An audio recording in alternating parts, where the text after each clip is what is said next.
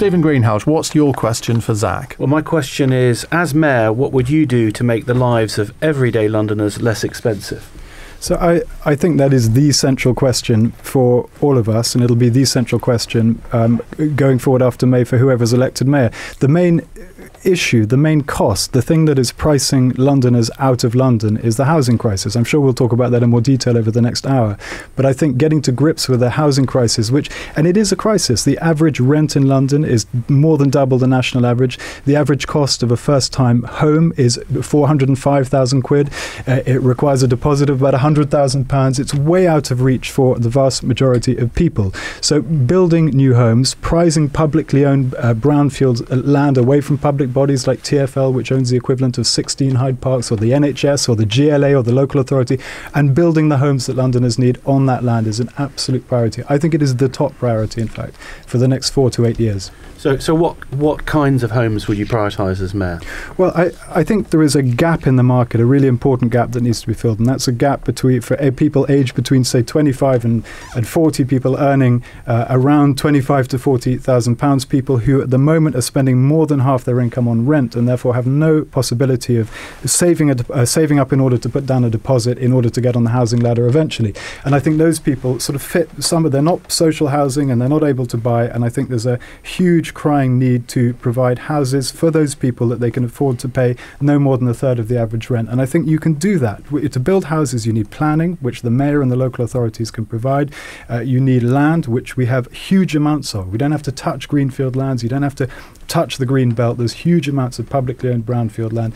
And you need finance. And we know there's finance out there. One of the things that people complain about is that so many foreign investors are putting their money into London property, taking houses out of the market, leaving them empty, safety deposit boxes in the sky. How would you stop that happening? So I wouldn't stop the investment. What I would like to do is channel that investment. So you wouldn't stop foreign investment, people buying up huge amounts of property in London and then leaving them empty? No, I certainly would stop that. But I would like to channel that. There's a huge appetite for people around the world to invest in London property because the world is volatile, it's unsafe, and people want to invest in London property, not surprisingly. I would like to channel that investment through a London development, an investment vehicle for the whole of London, which would invest money in building homes on publicly owned brownfield land. How would you stop foreign investors acquiring properties which they then leave empty? Because this would be a London Development Corporation that would raise its money through pension funds, which like nothing more than long-term, low-risk. No, I can see how you would attract the investment, but how would you stop these people buying up empty properties? It would be down to the London Development Corporation to decide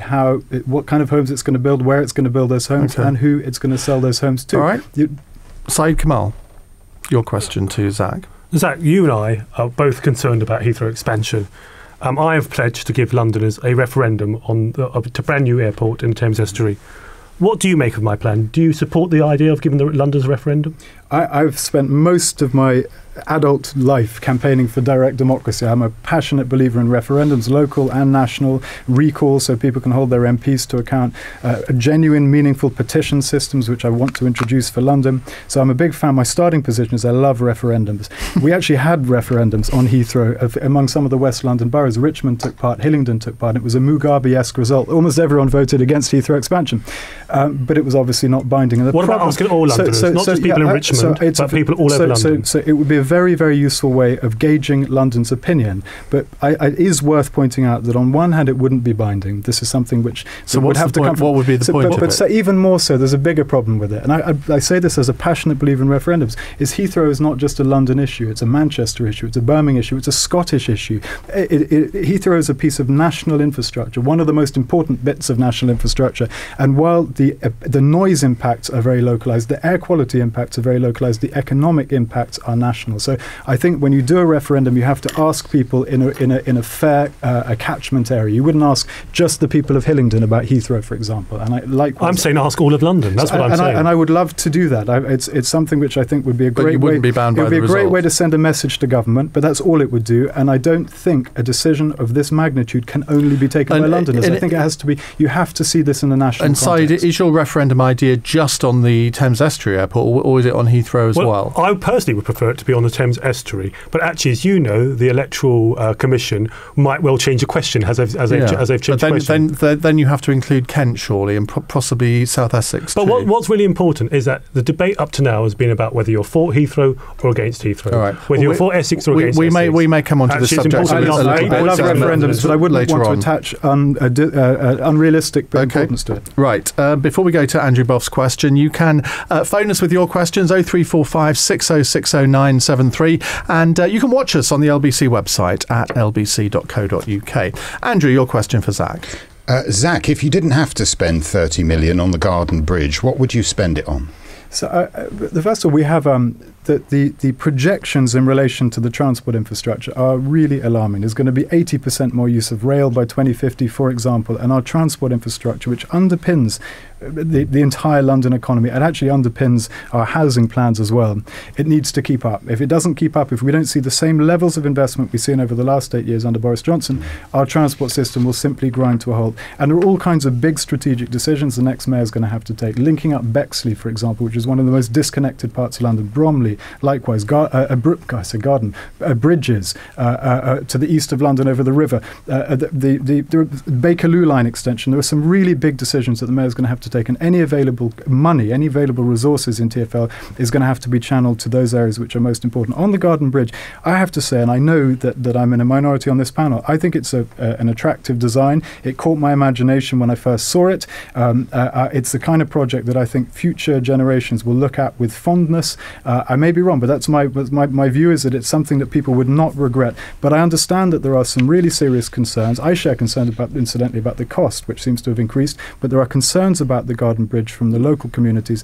I don't yet know what those concerns are. I have a plan to go and meet the opposition groups. Sure, you've had enough time to do that. Well, actually, I haven't studied all the details because this is one of many, many projects across London. I can tell you my instinctive response is that my starting position is I support the Garden Bridge, but I haven't heard all the arguments. I haven't yet met the opposition groups.